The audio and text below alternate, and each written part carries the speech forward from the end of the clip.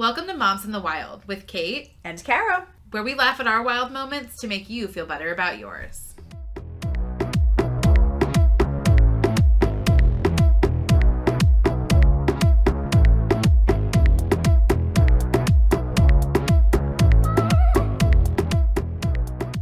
Welcome back to Moms in the Wild. What is your wild mom moment of the week?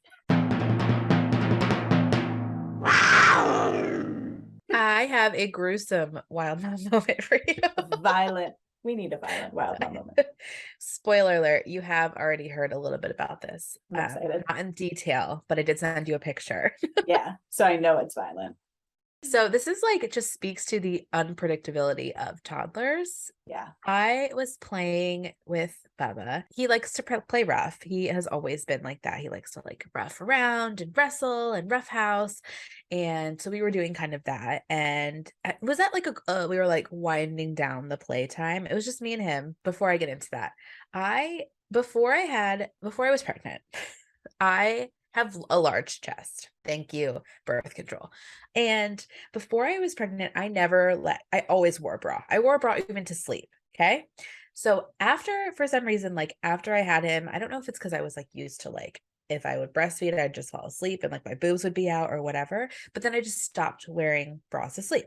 But in the day when we're just lounging, I wear like bras in quotations. They're like a thin piece of fabric that like just keeps them from like touching my belly button.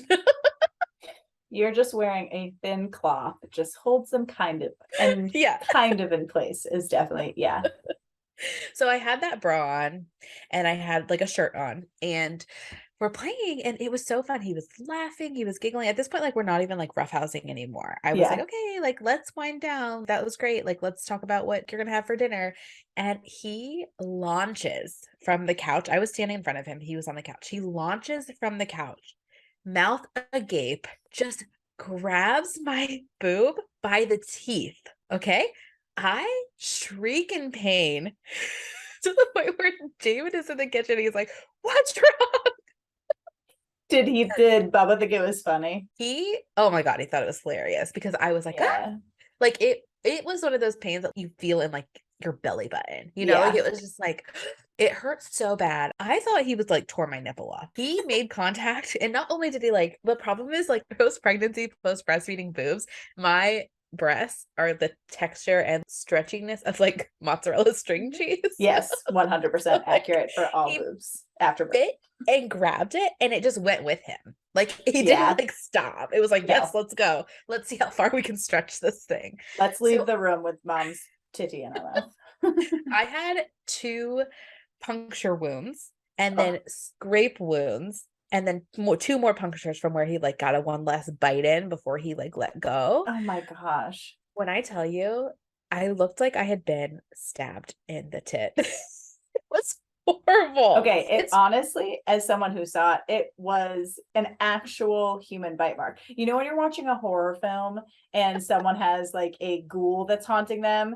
and the sign of the ghoul is like, I have a random bite. That's what it looks like when you're like, oh, that's a definite sign of a haunt.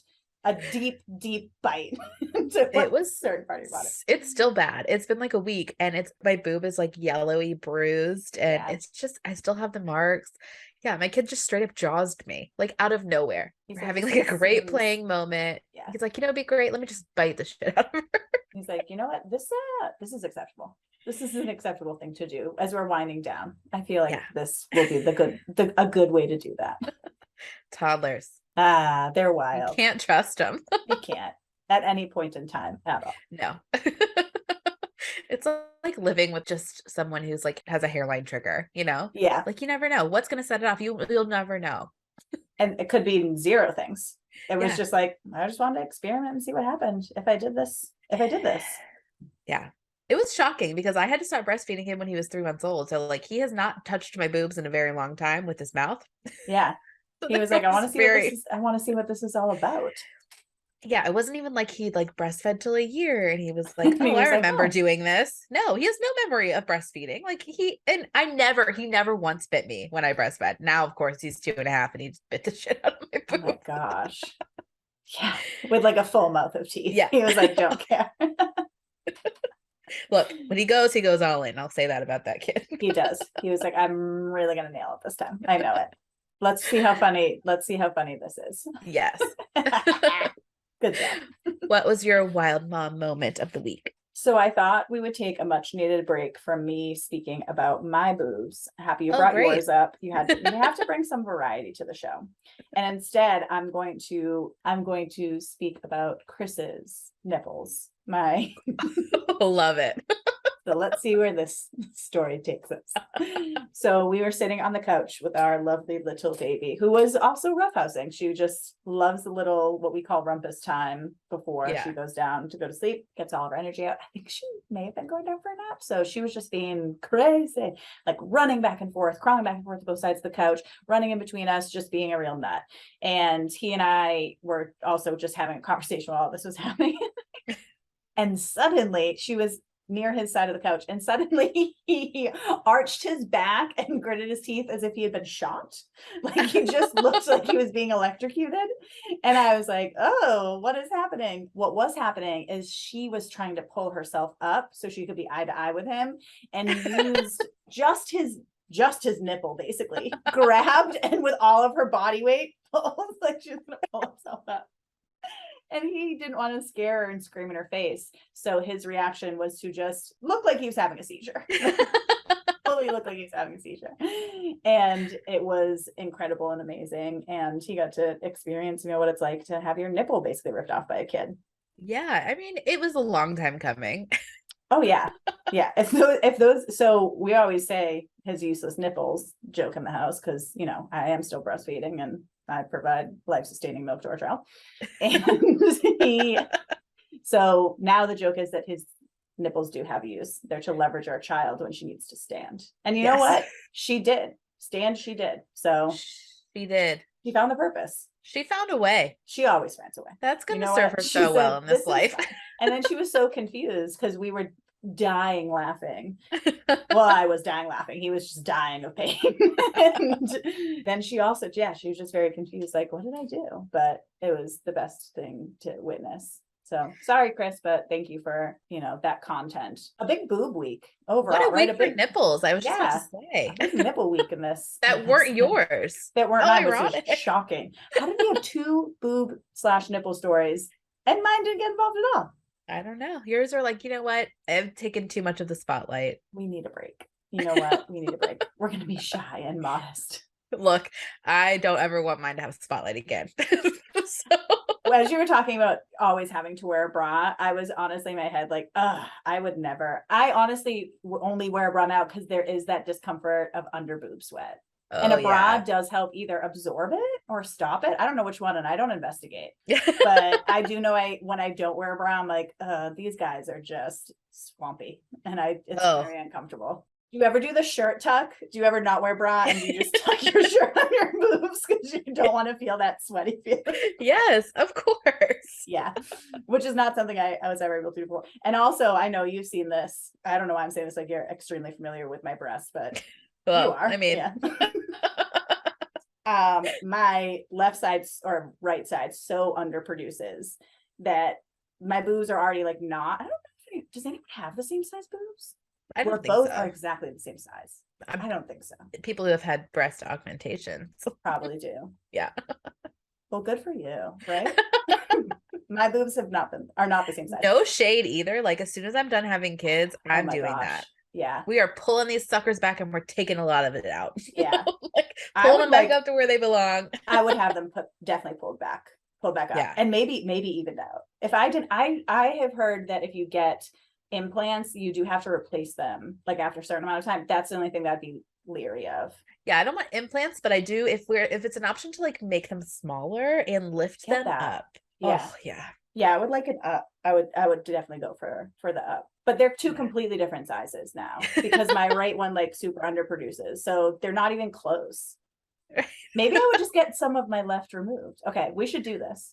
There is a movie where that happened. Someone like slammed their boob in a car door and they had to make like it had an implant. What is that movie? I do not know. With Adam Sandler, who Jennifer Aniston pretends to be his girlfriend or wife. Oh, He's is like a she? plastic surgeon. Oh, he's a plastic surgeon. I thought she was a plastic surgeon. No, Maybe she's not. like the assistant. Of But that's course. one of the patients comes in and she had implants and she had slammed one of them in the car door and it had Oh popped. my So then gosh. they hold up her bra and she had like sewn like an A cup to like a triple D. It was just like Right. That's kind of what I feel like I need to do. I get like there's so much space when I wear a bra that would normally fit. Also, is if there's not trademark, we're gonna do this. But copyright.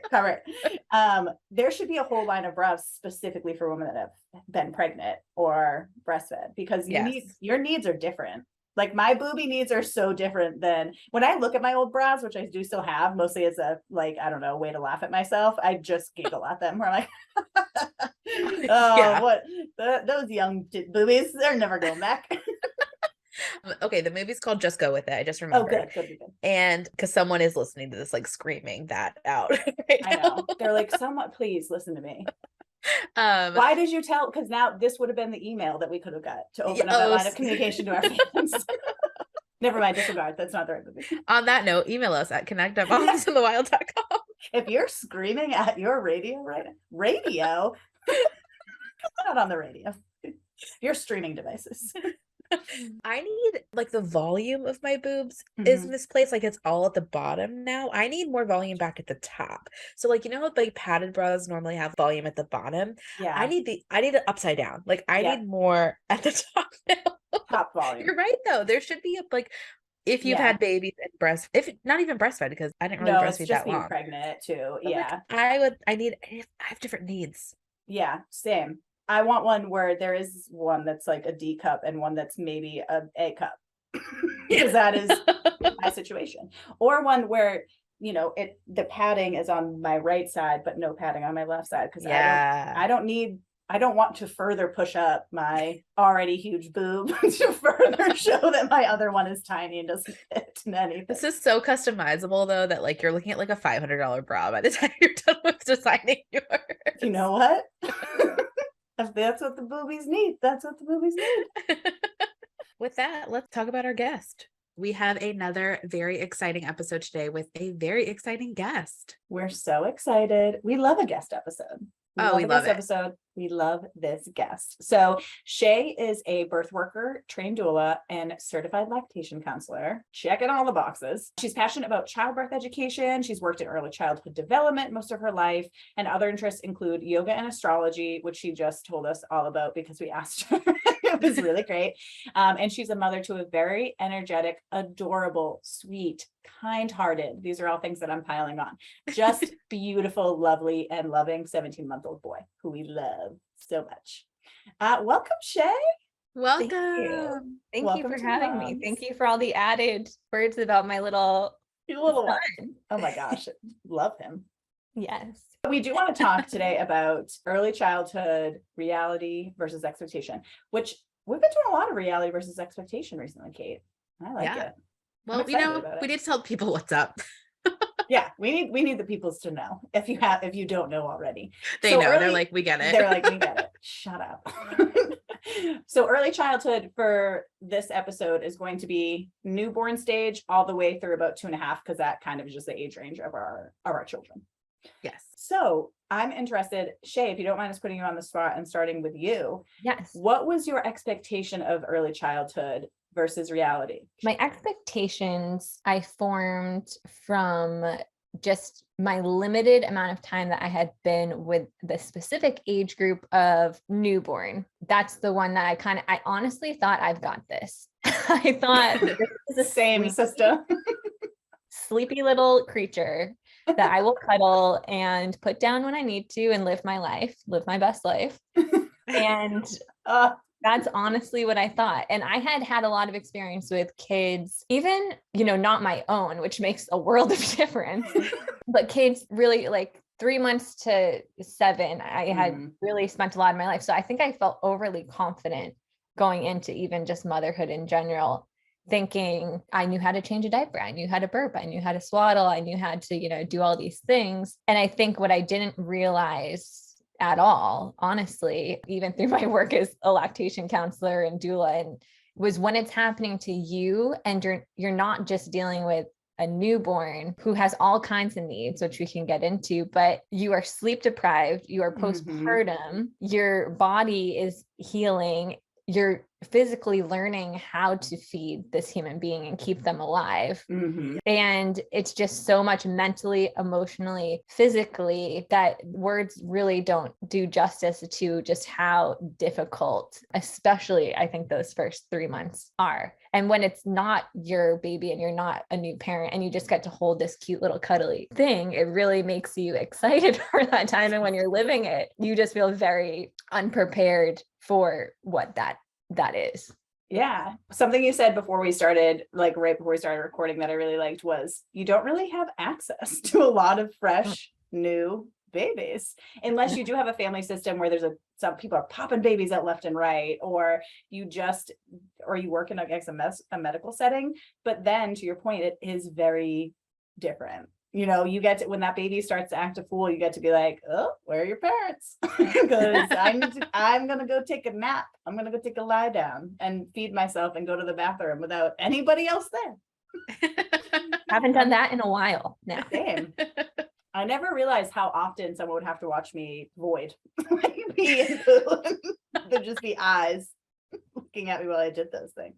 Oh, it's wild. And it's the things you take for granted prior to becoming a parent that I thought people were exaggerating, if I'm going to be totally honest. Like when I heard that, like, you won't brush your hair for 2 weeks, I was like, it's brushing your hair. Like, what are you talking about? Like, yes, you will. And then I had a conversation with my sister who had twins 2 weeks after me.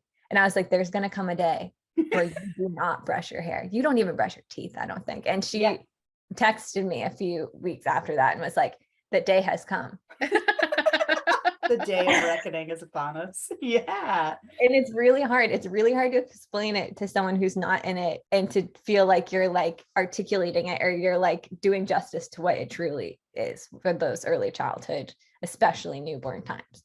Yeah, I know for myself, because I also did different from you. I really hadn't worked with any children or had any exposure to kids. So going in, I wasn't like, I'm going to rock this, but I also thought, based on just, I guess, social media, or when I went to visit other people and their babies, which is for such a short period and window of time of that person's day, was that they were just these cute, cuddly babies and you just snuggle them and also put them down. That was a big misconception I had about babies or my own child, is that I'd be able to put them down somewhere. And yeah, it's not, it's all those added layers, like you said. So I think my expectation was definitely, it was going to be easier. That's the quickest thing I can say to capture it, is that I didn't think it would be easy, but I definitely thought that some parts of those first, even 6 weeks or 3 months, would be a lot easier than the reality of what they were. And what sucks about maternity leave in the US and my particular situation was that right when I was feeling like I was kind of hitting my stride at that 3-month mark, it was like, all right, time to go to work, bitch. That was not, by the time you're kind of out of that little window of like, all right, I feel like I'm figuring it out a little bit now. And then it's like, well, you gotta go. You gotta get out of the house now. Thank you, society, for telling me that I should know what I'm doing. Yeah. And then you have to find someone that you trust enough to hand them off to, which is a whole nother thing. Yeah. When they're still pretty doughy, they're pretty raw and fresh still at 3 months. They're not telling anyone anything. But they're not standing up and running around and they're not. No, they're just rolling over. Maybe like you don't like, maybe now they're just able to be like, I can roll away from danger, and you have to be like, here's someone else, please figure this out. But by that point, they do have a little bit more of their shit together. So I also was ill prepared for the leading up to that point. Kate, what were your expectations, and kind of where did you get the basis of those expectations from? I also really didn't interact with I had never held a newborn besides my own until they gave him to me. I have another business outline real quick, which is, let's find a way to get hands on newborns. Let's find a way. Who wants to share their newborns with strangers? All right. Anyway, Candy stripers, but for newborns. Exclusively. Hey, I'll take a Saturday and go love on some babies. Yeah, I'll do it. Again, where you pick them up, put them down, pick them up, put them down. That's what we got to get people interaction with those babies, because you can't. Oh yeah. At this point, I do it purely for like the potential fertility benefits, like holding brand new babies By this point, my fertility episode is aired. So like, I will do anything, people. I will come hold as many newborns as you have and just like slowly put them down towards my uterus. Kate's whispering in their ear, I want one of you. Every time she touches one. Send someone here. I know you were just there. You still have connections. Tell them. Tell them. No, I think my expectations, I don't know, but like looking back, and I don't know if that we're almost 3 years in or that feels so long ago to me. What my expectations really were is I knew like I wasn't going to have time to care about myself because I had so many friends who had told me like those kind of things.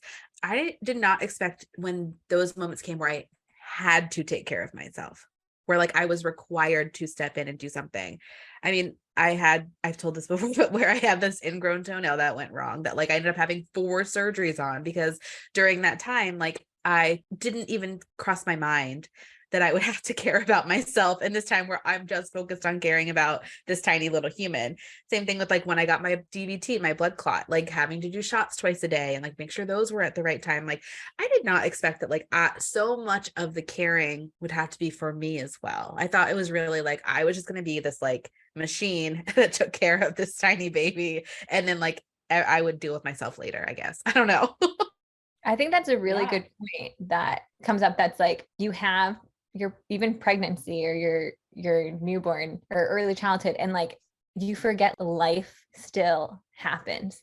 Yeah. Because I think a part of you thinks like this is going to be such a special like little bubble of time, but then life doesn't stop just because you became a parent. So you not only are learning everything that comes with this baby and becoming a parent, but like other stuff in your life, pandemic or family stuff or friend stuff. I think something that I had to like deal with as in those early days, or even like still now in my 17-month-old, is the loss of the person I was. Of like, I know in a lot of ways I'm not as good of a friend, like maybe, or as someone who can talk as long on the phone, or someone who can do as many things that I used to do for other people. And I think that's something that I didn't think about going into the early days, is how this is going to change my life and how I interact with like the world as a human. Yes. Oh my gosh, that is the most relatable thing that's probably ever been said on the podcast. I know. Kara and I are nodding emphatically. Closing our eyes, like deeply, our souls are nodding with her. And we're just, since we're on Zoom, the only thing we can do is slow closed eye head nod. Like, yes. It is.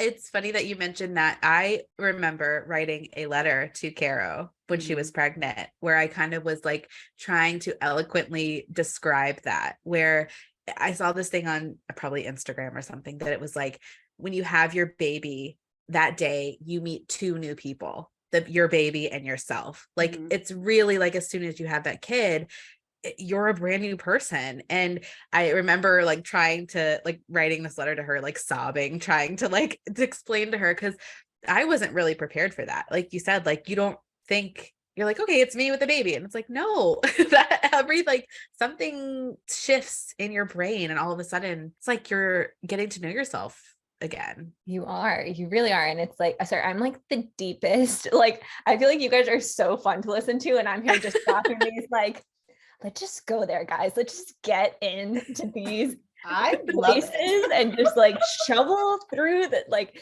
this, we're going to get to the bottom of this and we're going to just go right through it together. This is why you are here, and we love it. Yes. But I would have really appreciated like somebody saying this to me, because the way you wrote that letter, I think that's like such a beautiful thing to do with someone. Because then I actually loved the episode where your husband came on and was like so vulnerable and talked about all of that, because I think for me, at least, I just wanted to be so happy, like as a new parent and with this new baby. And I thought if I wasn't just happy, I was failing, and I was failing him, and I was failing myself, and I was failing every expectation I had, that like I would be just like so fulfilled. Cause like you, I really wanted to be a mom. So when I became one, and I felt more anxious than happy, because I felt like I was solely responsible for this human that now I had to drive in a car. Like, are you kidding me?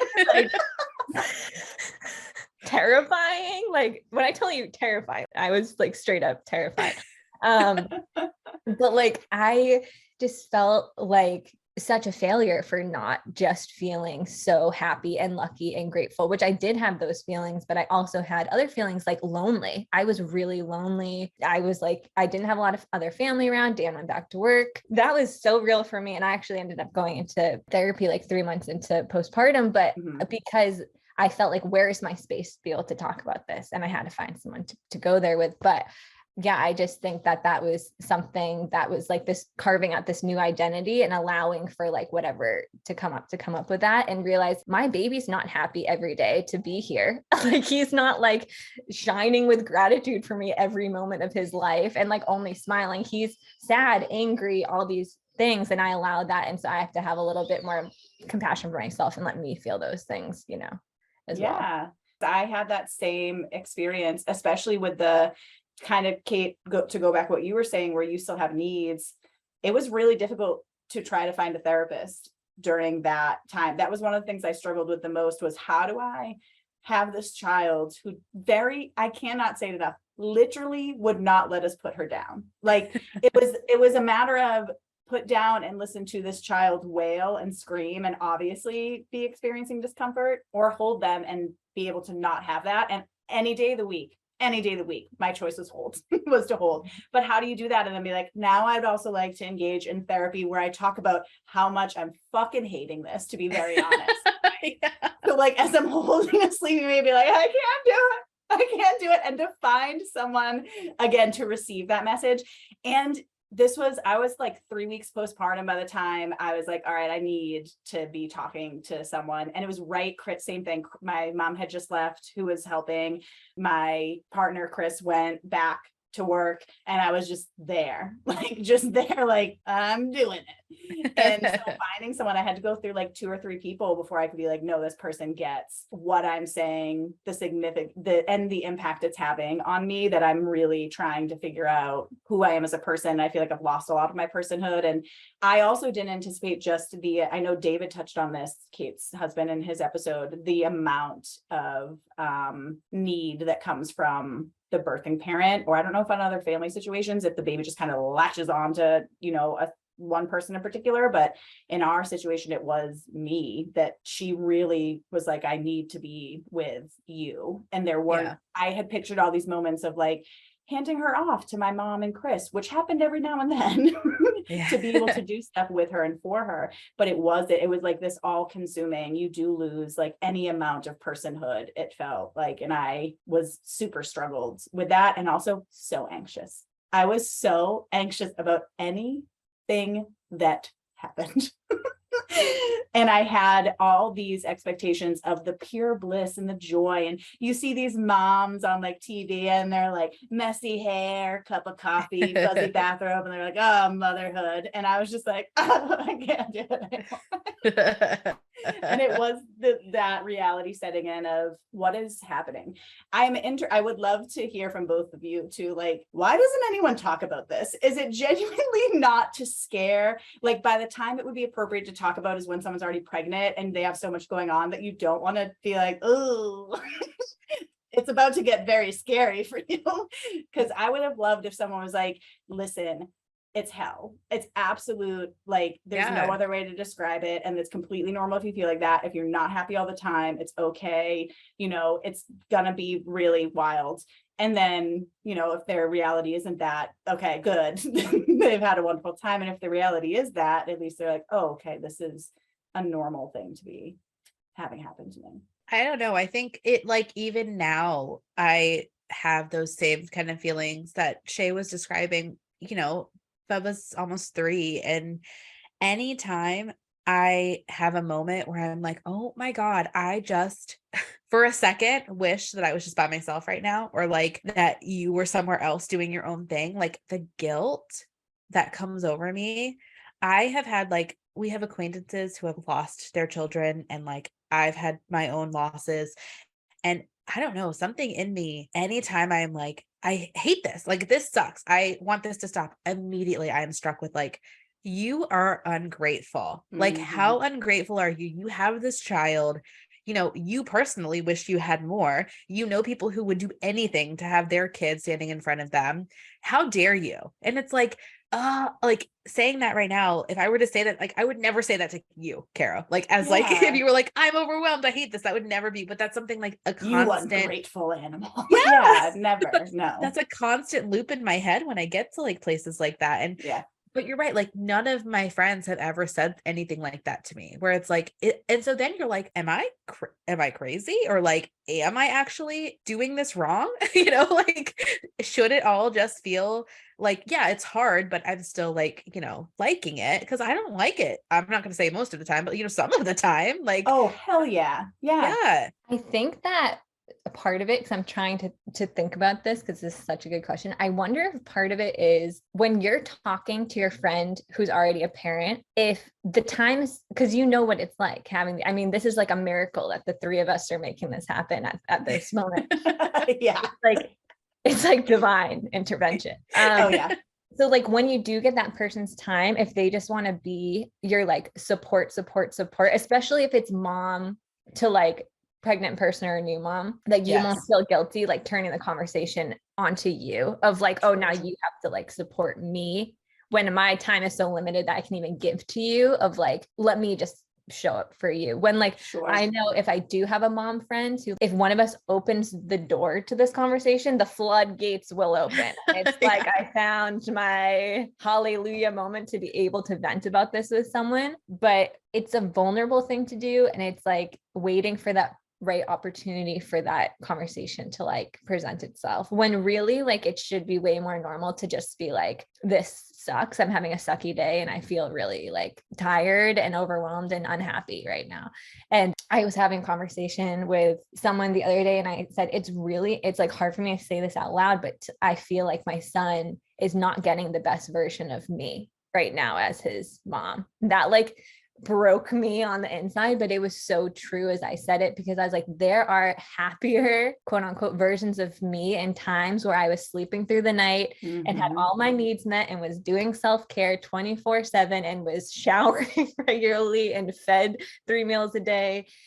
That was like a more me version of me. Like, I know that sounds weird to say, but it was like, now I sometimes feel like I'm like showing up and going through the motions, but like, am I present? Am I playing with him? Like how I used to play with other kids. I'm like, I feel like sometimes I was a better teacher than I am a mother, because I was popping in to be fun Shea that was fully there, and then got to go back to my other life where I was living a life. And now I'm doing this 24/7 and I feel like I'm half-assing it sometimes.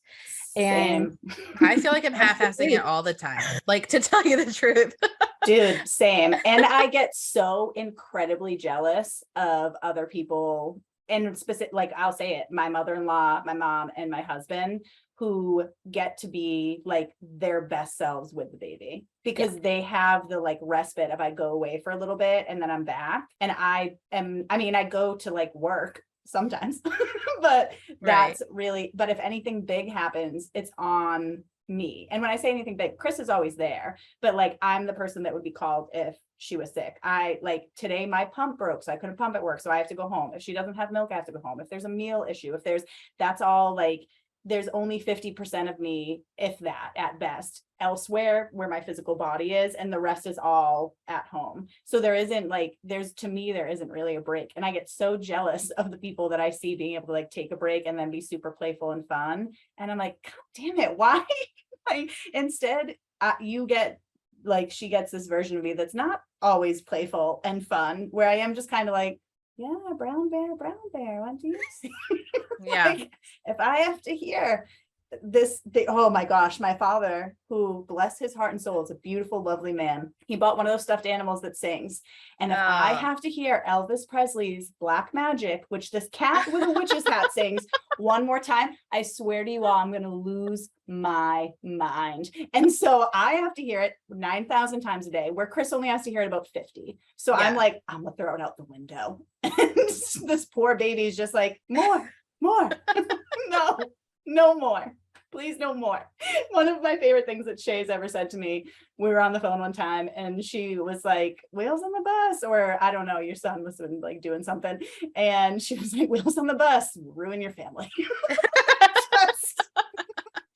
Brooke in my household. I knew, I like felt it in my soul, that feeling. But I totally agree with that feeling of like, the half-assing it, like in motherhood, of my expectation of myself, of what I want to be doing. I feel like I'm half-assing it, but then that carries over to literally every other aspect of my life. I had a conversation with Chris the other night where it was like, if I feel like I'm failing, which is strong language, I don't feel like I'm failing at a mom, but if I feel like I have these moments of failure where I'm like not giving it my all, I would hope that I was exceptional elsewhere, and I just don't feel that way. Like I would hoping at work I'd be like nominated for an award, or he'd be like spouse of the year, or like someone would be like, you're the best friend in the, and I'm like, nah, it's just kind of shit. These are the conversations I have with my therapist, and she just looks me dead in the eyes and goes, let me just ask you, like, when was the last time you slept through the night? And I go, yeah, like over 2 years ago. Yeah. And she goes, yeah, you're right on track. You're doing your best. Good fucking therapist. Being like, I know how validating. Torture people using sleep deprivation. Okay, you're doing well. It's so hard. It's so hard.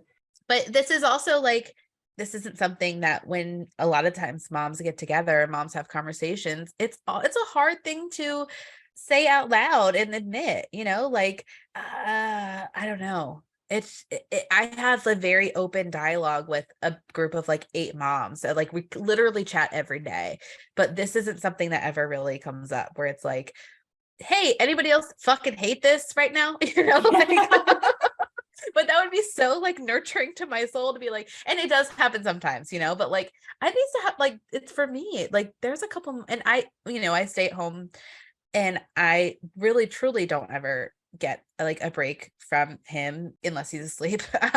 So like I don't know, there's parts of it where I'm just so burnt out. The past couple nights, even like at the end of the day, I hear mom, like, I shit you not, like 800 times a day. And at the end of it, when I'm trying to like get dinner ready or clean up the kitchen or like pick up after everyone, and I hear it like the last like 20 times, I am on edge. And David's like, is there something going on like this past week? And I'm like, have you observed my life? Like, what are you talking about? Okay, that is a great point to one thing that I think is so important for people to know. Your expectation of what it's going to be like to hear your child say your name is like this magical moment, right? You think to yourself, just when they say mama, like my soul will just lift out of my body and it will make this all worth it. And we will just be one. And when I tell you, my child, from when he learned to say mama, for the 3 months that came after that, it was not like mama. It was like ma, like only crying when he dude. My name. And like he would say dada, but like mama was only like distress like call. The world is ending and you are the last words on my lip. And I couldn't even take a video because it was so upsetting. Like it was terrible. Yeah. Even still now, like he'll say it, but it's where mama. Where mama. He'll only say it if I'm out of the room, like to hunt me down. And like it's that does get better. I will say, like, now that like if my son can speak and like, he emotes and he'll say like, he says instead of I love you, he says I you. So he'll just randomly look at me like, I you mama, and I'm like, I you bubba, but you're right though, like some of those times where it's just like, he also calls me ma, like he's some like 17-year-old Long Island boy from like 1940. He'll be like, hey ma. I'm like, who are you talking to? Like, no sir. Where's my dinner, ma? Hey ma. I'm like, no. I love that little we bit. We live in Florida. Who are you? I swear, sometimes they just mess with you. Like I'm not into the like my child manipulates me because that sentence like drives me insane. But when I tell you my child, I have a stash of dark chocolate that's like mom's one moment of the day that she gets. Shea is that Dove commercial of that mom like, in the bathroom eating dark chocolate. I am like, everything's okay. Dark chocolate. We're gonna get through another day. Let me have this. And now, like, he follows me. He knows the sound of the wrapper, and he's just at my feet. He hasn't signed more all day for anything else I've given him. And I'm like, my one thing, my one. a moment to myself My as I one- sadly break off a piece for him to have. I honest to God think that teaching the baby to sign milk was probably the worst day in our household, because especially because I've only breastfed. And so she now knows it as like, this is how I get mom. And so again, I don't agree with the manipulation thing because she doesn't know how to manipulate, but she does know that if she does this, I am the thing that provides the milk. So constantly she squeezes like she's squeezing an udder and is like milk or distress cry mom. I can identify that a lot. She also is very loosey goosey with the milk though, because every time I hold her, she looks at my boobs and signs milk, and I'm like, got nothing here for you, babe. Yeah, can't do it. It means like everything, but Yeah. and sometimes she'll just do it, and I'm like, do you mean it? And she's like, yeah, nah, I just wanted you to hold me. I'm going to give her the boob. She's like, hard pass on the milk. I just wanted you to hang out. I'm like, cool, but could we do another sign for that? It's She like also your friend who only texts 911 when they need to talk to you. Yes, that's her with the milk sign. She also learned she does like a come hither hand motion now, which means because Chris and I will wave her over and be like, come here, and so she'll do a little come hither hand motion, but she thinks that she needs us, like she thinks that she can use it anytime, anywhere. And so we'll be like, all right, time to get a diaper change. And she's like, come to me, motherfucker. Like, oh, I don't love that you know how to do that. Come. Yeah, time to have lunch. And she's like, bring it here. And I'm like, no, get over here. What are you talking about? You know, it's so funny. And I know this from being around Birdie and my sister's twins and everything. The other thing about early childhood that I think does start so early, like even at newborn, like when you're saying Birdie likes to be held all the time, like my son was the same exact way, and they have preferences. Yep. So like, I think that's almost across the board. I've heard some newborns that are like more okay with going in the bouncer, the like whatever, being like put down a little bit. I mean, there's this whole, like, we can get into the dueling of it of why they want to be held so much, but it's actually very interesting. But my son hated with a passion the car seat. Like, hated the car. And I was told by everyone, you just put them in the car, they're going to fall asleep every time. Like, it's going to be your go-to thing. From the first time he ever entered the car seat, he despised it and still does to this day. And like, doesn't like being strapped into anything. Like stroller, has never fallen asleep in the stroller, has never fallen asleep in the car, has never fallen asleep in like a bouncer, never. That's crazy. Nor has my That's child. Like a personality trait. Like, it's like, it is him to his core of who he is.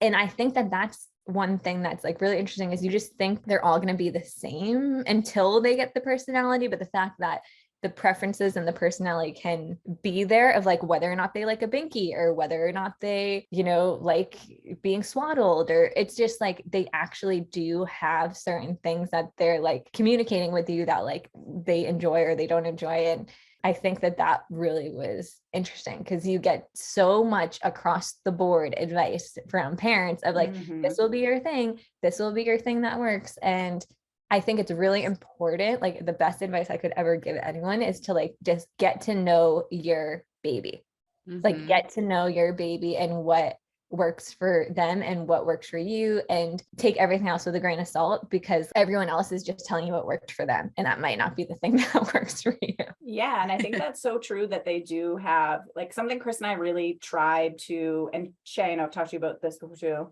that the baby's a human, even though they're like this, and really you like sink our teeth into that thought process, which is that even though they're like this tiny, very dependent person, fourth trimester, like they're still really gestating, like they're super dependent, but they are still a human, and they do have, like you said, preferences from day one. And I mean, day one, still in the hospital, that child would not let us put her on her back. Sleeping, eyes would pop open, and we were like, we were told that this wouldn't happen, that you would be very tired and allow us to put you down. That is what we were told. But yeah, no, the preference was like, I don't want to be put down. I want to be held. And honestly, so do I. At this age, I'm like, someone hold me. I just need a warm, loving hug. So I get the preference, but I think that that is great advice. Is, you know, it's nice that people can give you tips and suggestions that have helped them. And I always like when people use that I language. That has been the most nourishing thing to me as a mom, is when people have said, what worked for me? I know with the baby, I did this. My sister-in-law is great at that. I did this, it worked for me. And I know I've mentioned that before, and I really love that. Not like, you should do this, or your baby will do this, or they're a baby. That's something that people used to say to me all the time, was like, they're a baby, just put them in the car seat. yeah, I'm not saying they're physically punching me. That's not Yeah. the issue that I'm having. The issue that I'm having is that they're upset. That is the main issue I'm having. It's not physical harm that I think they're going to do to me. I get they're a baby. Yeah, I could overpower a baby. I agree with that statement, but I don't want to. So Kate, was Bubba like that? Did he want to be held a lot or different? I'm feeling, I don't even want to say this to the two of you. My child lived for being put down alone. Yeah. He loved it. He loved the bouncer. That bouncer saved us so many times. He loved the stroller. He loved the car seat. He loved his bassinet. Like he came out like day one, very independent. He is just like, all right, I can do this, like step off, he's kind of like that kind of kid. And he's been like that. So yeah, he was just truly like, I'll do whatever, just let me kind of be, I love to hear that though, because it shows you across the board and it makes sense. Like Caro, you were saying that humans are all different. What works for me isn't going to work across the board for every human. Like, wouldn't that be nice if it was that easy? But we're all different and all babies are different. And my thought process is like, respect what they're trying to tell you, because then, it helps you to like respect them in life with the choices that they will make, that will be their choices. They come out and they start right away, like letting you know who they are as human beings. And that's like the most amazing part, I think, of being a parent, is witnessing this human that, yes, you helped to create, but who is their own human, and seeing what those preferences are and what, the person that they're growing into. And nurturing that, because like Kate, to your point, where Bubba, you've nurtured that independence, where I'm sure at times you would have loved to be like, I really want to hold you for a really long time. And he was kind of like, no, thank you, I don't want that. But that you were able to, again, identify that he's the human and be able to just nurture that type of personality and that soul, which does, I think, build the blocks to allow them to continue to grow and be the people they're gonna be, instead of having them be the thing we want them to be. Because there, of course, are things I wish that, like behaviors that would make my life easier if the baby had them, but I would not change a thing, like not to be unrealistic. But I wouldn't change a single thing about her. And that's something too that I always have to separate, which is, it's never her, it's always me. Like, it's never that there's something different that I want to change about her. And I think that often people, moms or parents in general, connect those two things, that like, if I'm having a hard day, it's because of the baby. There may be like a stimuli, or there may be something going on that's like really wearing me down, but like, it's me. I'm having a hard day. I am a separate entity, and I'm having a difficult day because of whatever's happening in the household, or my ability to cope, how I'm able to fill my tank. That's me. Her, whatever she's doing is right, because she's a baby and she's supposed to be doing it. But I think that like a lot of people marry those two things, and it makes them feel guilty to be like, oh, I really hate it, I'm having such a hard time, and this kid's really driving me crazy. You guys, you probably guessed it, but this one is going to be a 2-part episode. We loved talking to Shea so much, and honestly, her expertise is super validating and refreshing for us, so we hope it is for you too. That being said, we cannot wait for you to catch us next week so we can finish up the topic of early childhood, this newborn stage that drove us all crazy, and we're even going to dive into the topic of breastfeeding, which I know a lot of people are going to be excited about. So hang in there. We will catch you next week, and we can't wait. So until then, stay safe, friends. It's a jungle out there. Bye.